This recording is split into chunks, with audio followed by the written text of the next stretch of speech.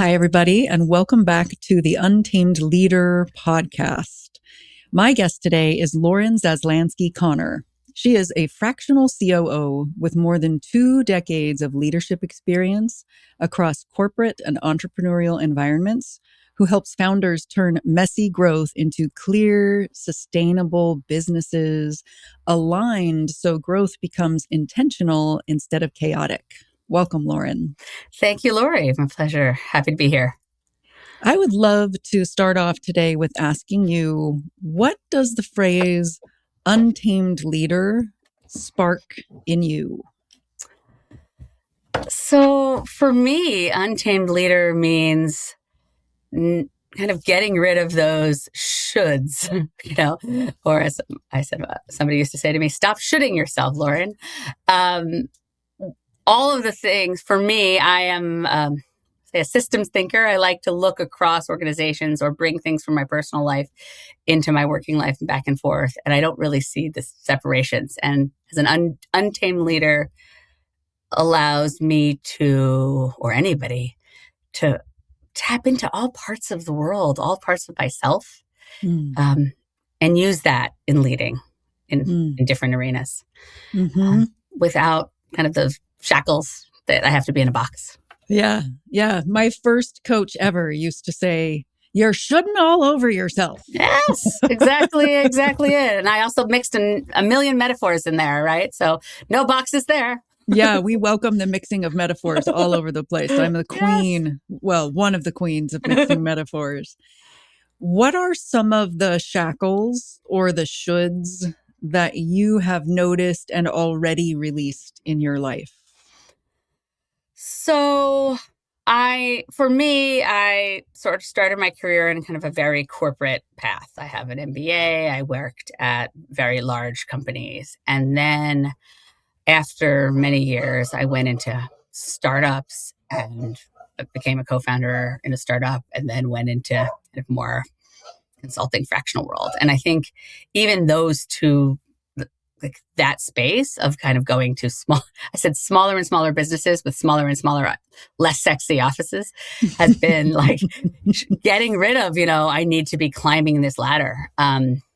Years ago, I read an article about, like the jungle gym of, which now would be play structure, I guess, of a career, instead of thinking of it as a ladder. And that really resonated then. And it resonates even more now, not having to go up and up into like the same kind of big business world, trying what's interesting and then being drawn towards it. Yeah. In different arenas. Yeah. I love the jungle gym. I had asked people at one point in a speaking event that I did to notice that the speaking world tends to have one ladder. Everybody's fighting for space on that ladder, and it goes up to keynotes and TED Talks, and any other type of speaking is seen as not as good. When some people don't want to be on that ladder, they would rather be on a jungle gym where they can choose keynotes, talks, salons, facilitating workshops, shooting TikTok videos, wherever the jungle gym, which has so much more of a feeling of like play. Try one side of the jungle gym, and if it doesn't feel right, then like climb back down or leap over to the other side.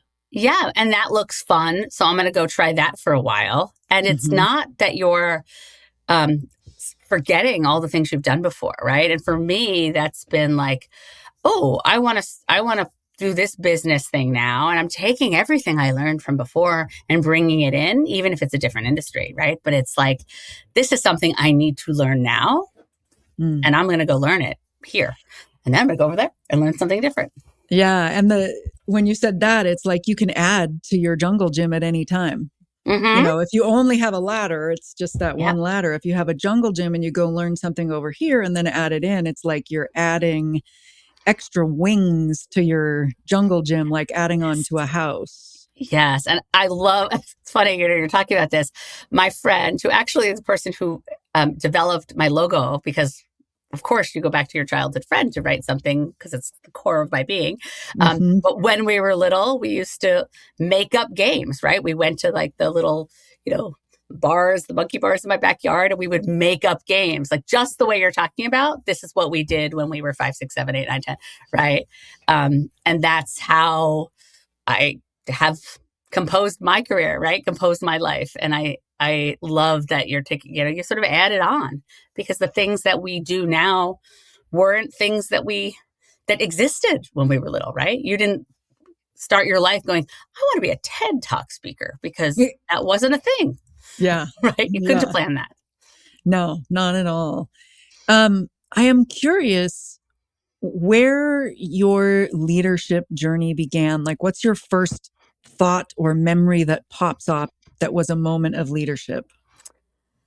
So when I was in high school, the first thing that I remember, I ran for and won. The first thing I think I won was class secretary.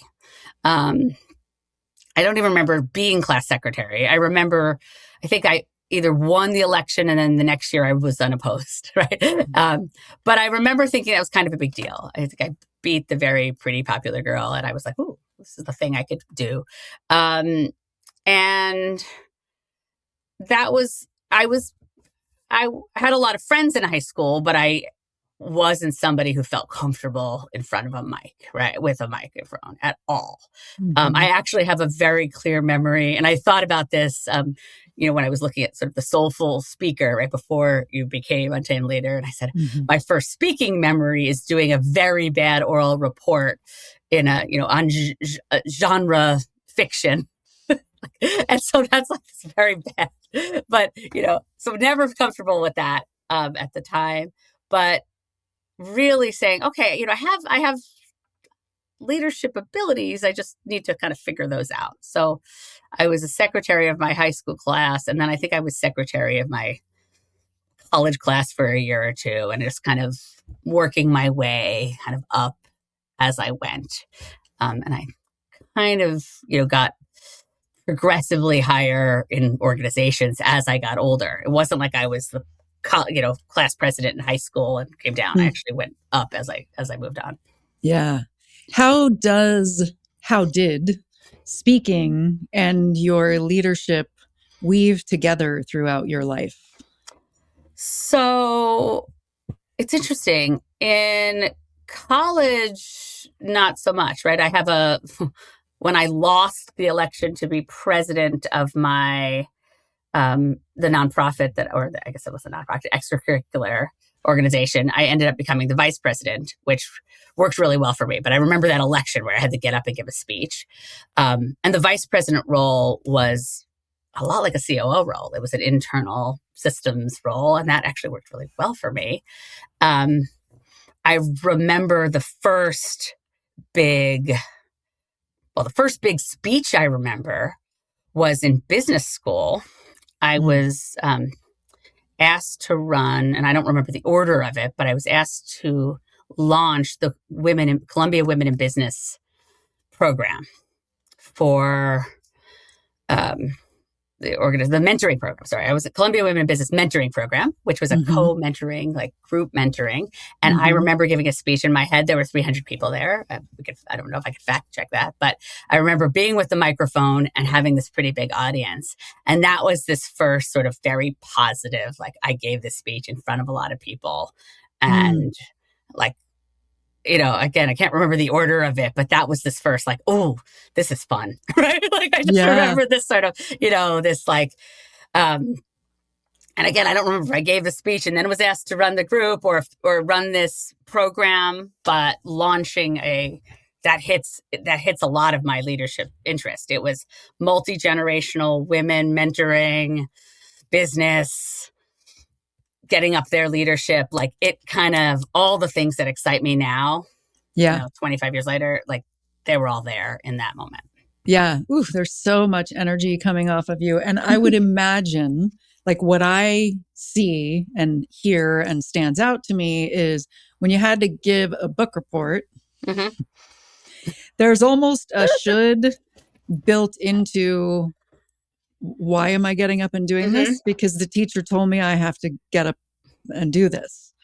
And in the Columbia mentoring program, it hit all the things that you now know light you up, are important to you, that you love to put together. It was like an early big breadcrumb for where your leadership and your life have led you. Yes. But also, I do want to say something about the book report, because there was something else going on there in terms of shackles. So it was about, this is a weird aside, but I'm going to go into it because it's interesting from a gender standpoint. It was on genres. And for some reason, I was like, this little budding feminist. And I said, I'm going to do it on romance because romance is as valid as anything else. So I did it on a Danielle Steele book, which I'm not a big romance reader. I wasn't particularly even at the time, but I picked it, I think, to be controversial. And I remember I got up there and I was an insecure speaker to begin with. I mean, I was always a talker, but I was an insecure speaker in the front of the room. And then when people started to giggle, I got awkward and weird, right? So there was this piece of me trying to kind of get up and say, like, this is a valid genre. I think I just learned the word, right? But trying to do that and not knowing, it was like, is this too feminine? What does this mean? And I couldn't do that. And now, however, 10 years later, coming back at this and sort of owning that. And over the years, I go back and forth, right? There's always the tension there with what is, valid, what is regular versus girl. And I have so many instances of fighting the system on that. But early on, there was that challenge of like, shut up, I'm up here speaking.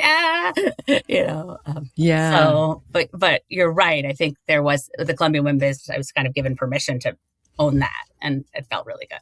Yeah. So it was expressing your voice, your perspective in high school, and simultaneously a part of you that wants to speak on behalf of a perspective that not everyone is seeing. And also high school.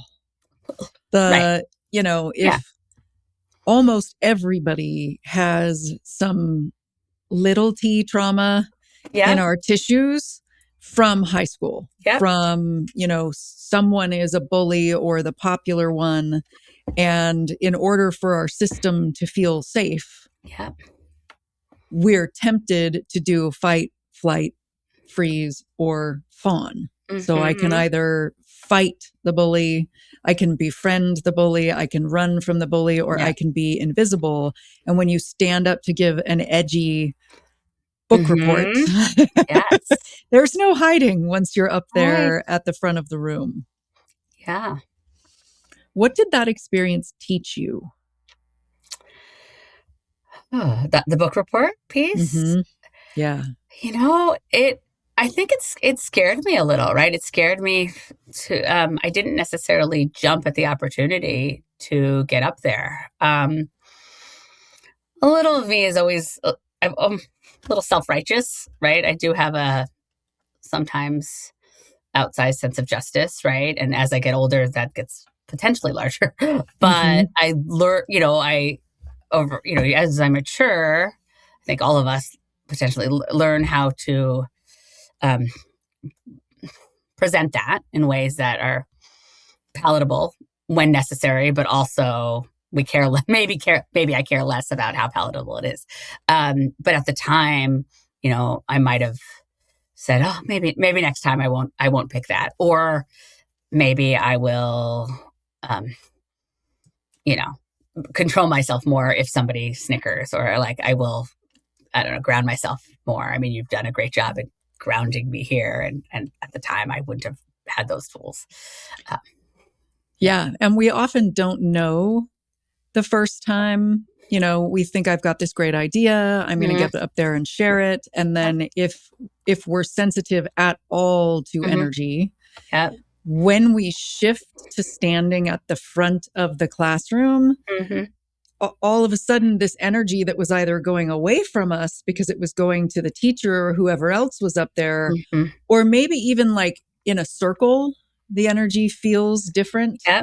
But when it's rows of chairs and us at the front, all of a sudden, all Yes. that energy and interest and, people being forced to sit in chairs that don't want to be sitting there is being directed at us. Yeah. And it feels very different. And sirens just went by. I don't know if they'll be able to hear it, but it's like, yes, yes, yes. The alarms go off when you get up at the front of the room.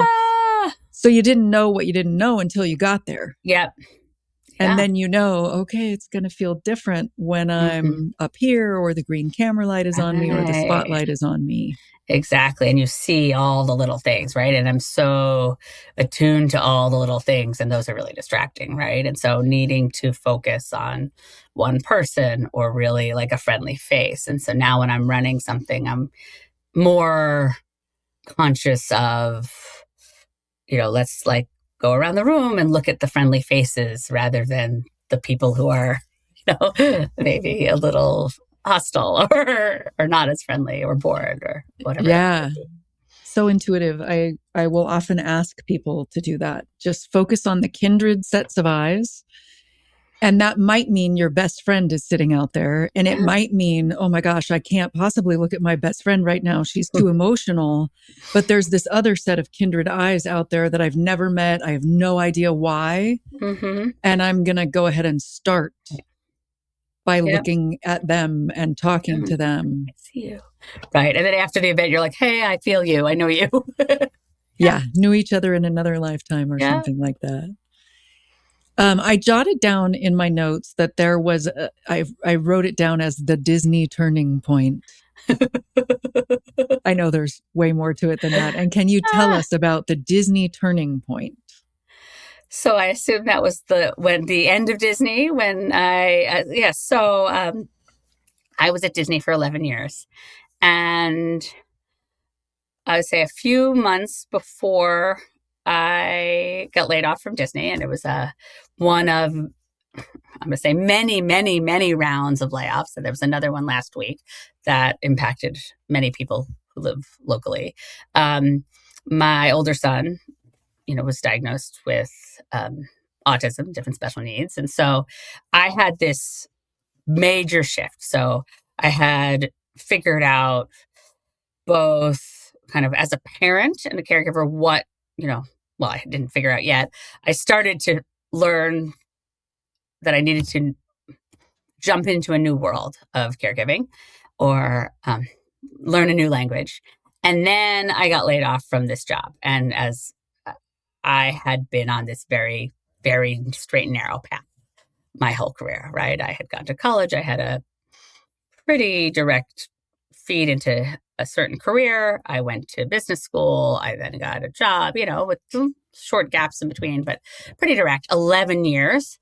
And then boom, new world, right? And at that point, I dug in as, I'm a learner. I'm going in deep. So it was about 9 months before I landed my next role. But in those 9 months, I learned all I could about what I needed to do at that moment. And I had a son who was 4, and I needed to, find new childcare. I needed to find childcare for both my kids because they were at Disney daycare, right? I needed to figure out, what services we could get, how we were going to support those, what we needed to do. And that began this journey that every few years really has a reset, both with the school and the county, but also medical, I don't want to say medical treatments, but medical language, and also a journey in guiding others in their worlds, helping other parents find their way, and taking all the skills that I have as an operator, as a systems thinker, of how I approach the world of big corporate bureaucracy, how I is the same way as I address big government bureaucracy or just big systems that you have to tackle to get what you need. And I have, we're one family with one kid with only, with limited energy, right? And Mm-hmm. limited resources. And we have to figure out how we're going to get the services and get the support we need.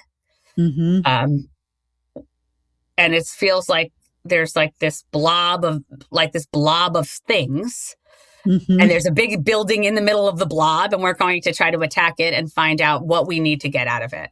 And when parents, when you're met with this, you're like, where do I start? Right? There's a room of acronyms that you have to translate, and then you have to pick out the things you need for your kid at this time, and in a year those might be completely different, and you're learning as you're going.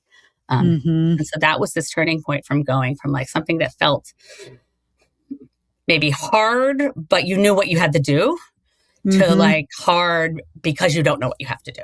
Yeah, I'm seeing a street that you were on, Mm-hmm. and then there was a disruption of getting laid off and getting the diagnosis at the same time, and Mm-hmm. then you used the word blob. Right. So going from a paved street was what I was seeing in Yeah. my head, to a blob Right. feels pretty huge. And I'm curious, what was your response to it in the very beginning? Some people are like, oh, thank gosh, I have all this time on my hands. I don't have this job while I'm doing this new thing. And other people are feeling like they've become part of the blob because everything that they knew is now gone. Where were you in that spectrum? Yes. So it's interesting. I find there's something about my brain that under extreme crisis, right, I go into action. So Mm-hmm. this felt like extreme crisis, right? It was Mm-hmm. I have this thing to deal with. I'm going to deal with it, right? I'll crash later. I don't have time to crash now. Mm-hmm. So the layoff gave me the time, right? It gave me the capacity. It also, because I was being laid off from a large company, I had it was a little bit of a step down. It was okay, I actually had a choice. I could take a demotion. I could take the package. I was so happy. I'll take the package. So I had a decent severance and about 2 months of come in when you need, right? Plus sort of an exit system, we'll help you with your resume. So there was the best layoff I've ever had. Just say that, right? Yeah. So, jumping into action of, okay, I'm very good at sort of prioritizing. Let's get this done, right?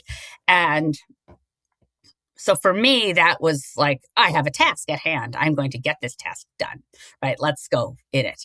And that task at the time, because we had that diagnosis, and I think at the time we had already had the school, we were already on our way to get the school assessments, so then we were sort of working through these sort of two mazes, I'll say, and picking through those things. So I think there was a period of time of collapse, but I picked myself up from that period of collapse and was able to move forward. For my mental health, the crashes probably happened later, but I know I moved through those quickly, right? I think I took the kids and we went to the East Coast and stayed with my mom for some period of time. I had the summer to do that between the layoff and before there was any preschool that I had to worry about. And then, what that led to was getting my son into the right programs. My younger son, we got him into a preschool, which ended up being at the synagogue, which ended up leading into the community. My husband and I both were on the board. I became the co-president, or treasurer first. That changed our entire life, right? That now is most of my best friends are from there.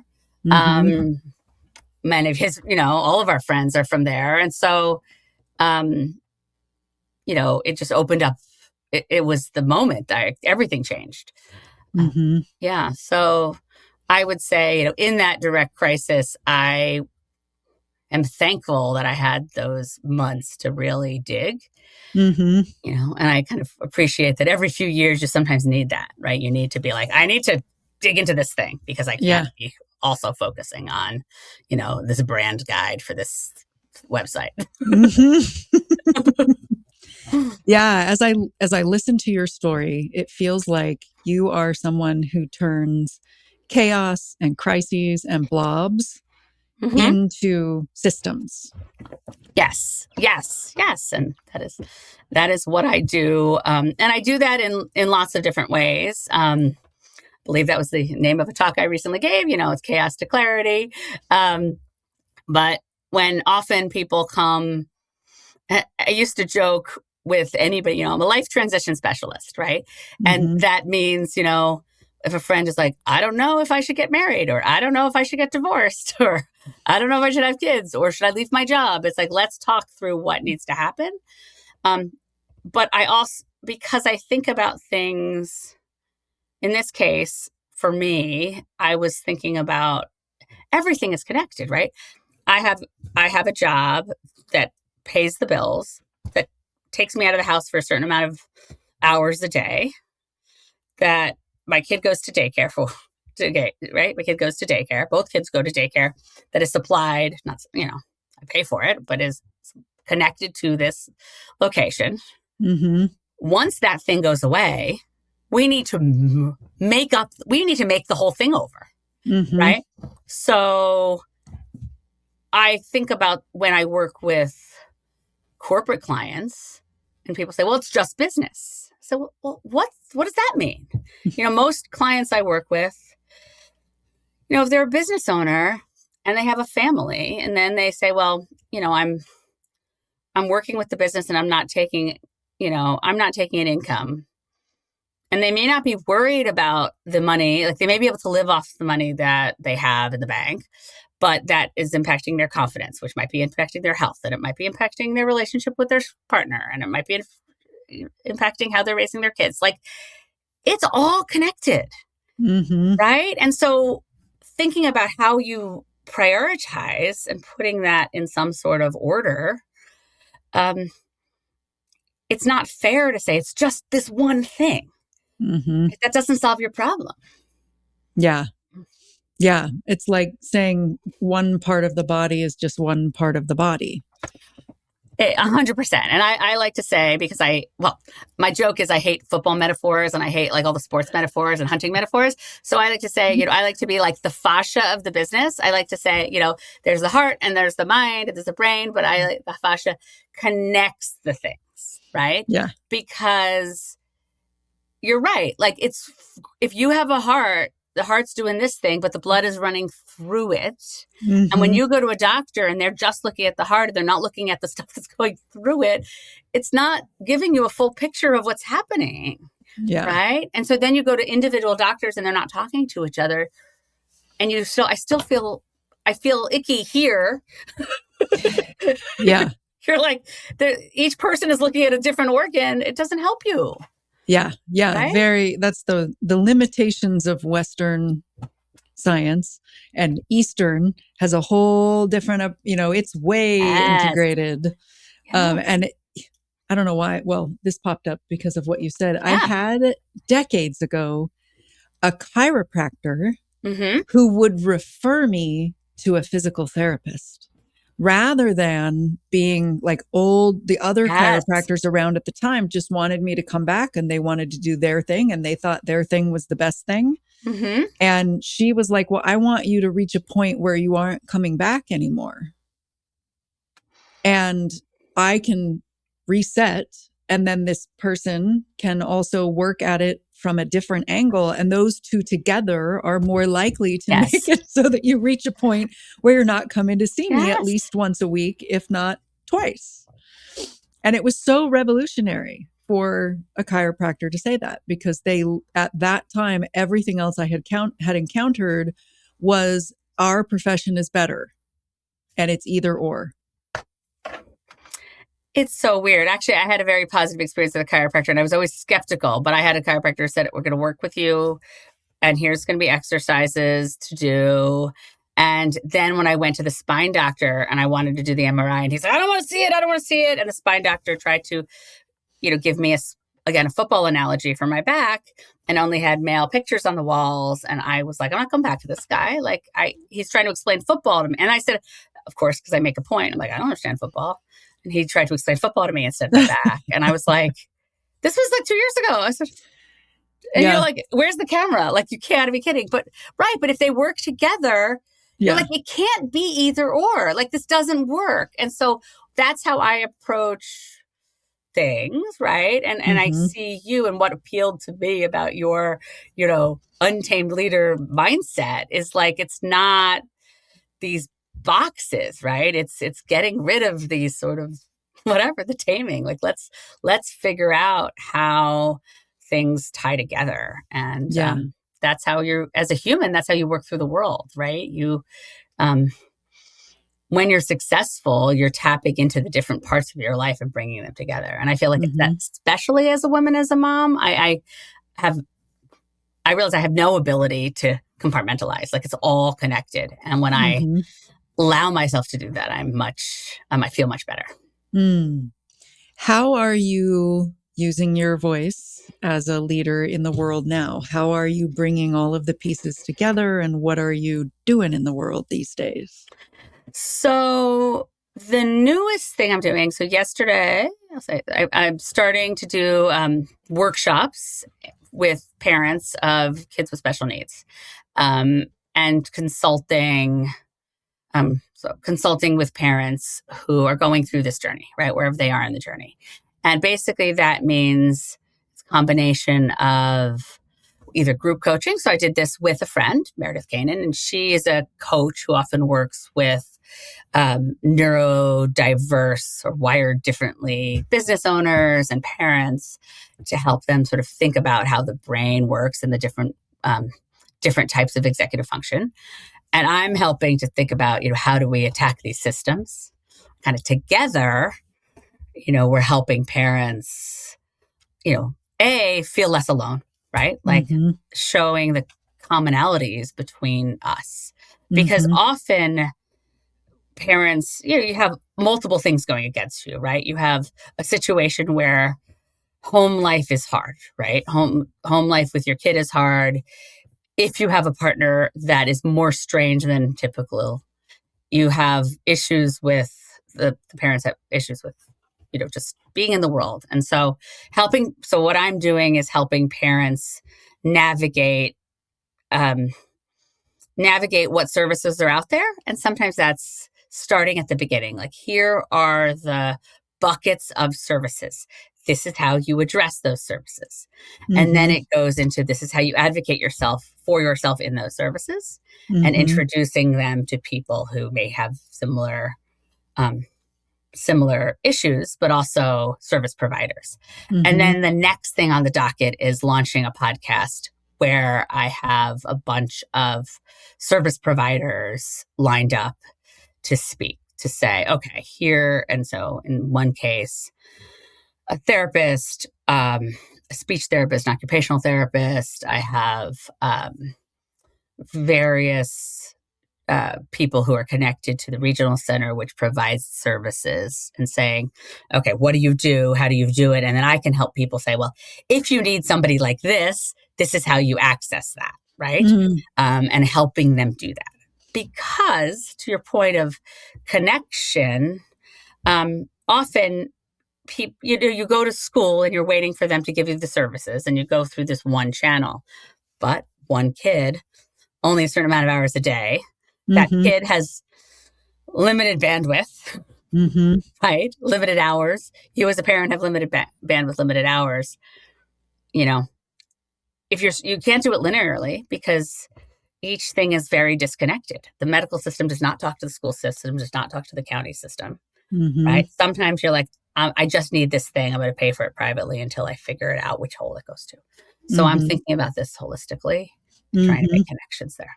So that's what I'm like, the newest thing. Yeah.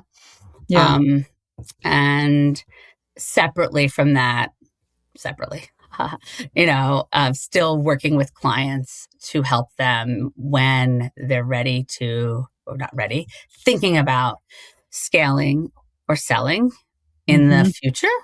I say if they want to sell or scale one day and they can't take a vacation, they should talk to me. I can help think about how do they prioritize?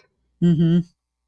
What do they do next? Right. So those are kind of the two areas that I'm focusing Yeah. my schemes on right now. Your schemes. If you're listening audio, we're making like evil man with a mustache gestures with our right, fingers. right. I don't have a cat. Yes. The images that were popping in my mind as you were talking about that were first I was seeing like the road that you started on, the paved one-way road. And what you're helping people do is like create the path for them, where you're putting like more like rocks. Like if you were doing a renovation, we watch a lot of home shows. Yes. And you go from like, I don't know, a road pathway up to the house, and you decide to actually like lay down rocks that those people have chosen because it fits the design of their home. And then I started seeing more of a web, that you're kind of out there in a solar system or a web helping to connect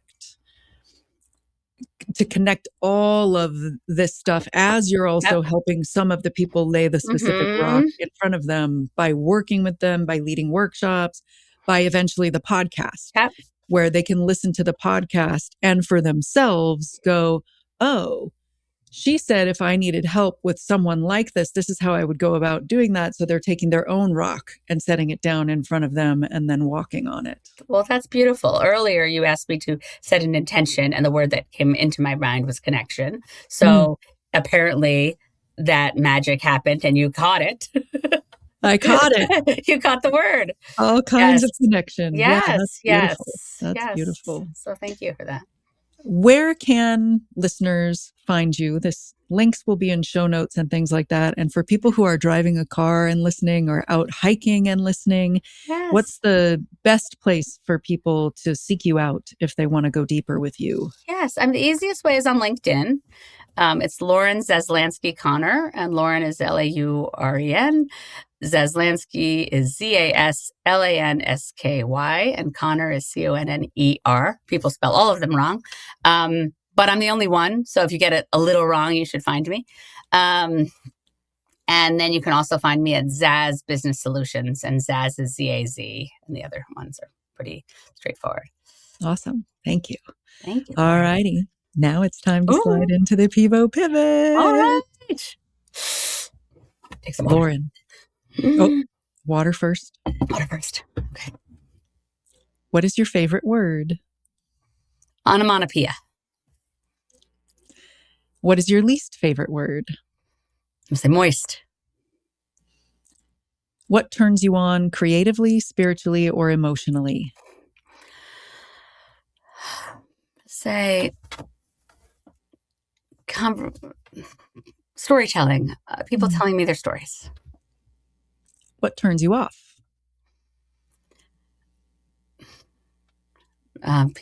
People who are shut down, saying no. What's your favorite cuss word? Fuck. What sound or noise do you love? The rolling ocean. What sound or noise do you hate? An unanswered phone or knock. It just keeps going and nobody gets it. What profession other than the ones you have done in your life would be fun to try?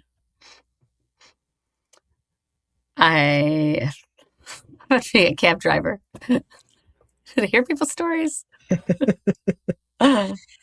What profession would you not like to do? Oh my gosh. Everything sounds interesting to me. Sorry. I got stuck because everything I can think of I want to do. Anything by myself. Sorry, I got stuck on this one. My mom used to always say the toll booth job was like the most boring job. But then I think every single person might be, I could say hi to them. Maybe not. I'll say the toll booth collector person, although I don't know. Yeah. And it sounds like anything without connection. Anything without connection. Anything by myself sounds horrible to me. Like or anything that I have to do the same thing every single day. Doesn't sound interesting to me. Yeah. Lauren, what do you hope people say about you on your 100th birthday? That I made them feel seen and I understood them.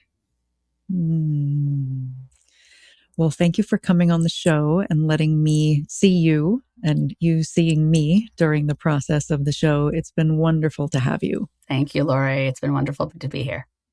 And if you are a listener and something in this episode has touched you, made you laugh, made you cry, touched your mind or your heart, please rate it, like it, follow it, share it, send it to a friend, all those things so that people who are looking for someone like Lauren who might be touched by her story can find it.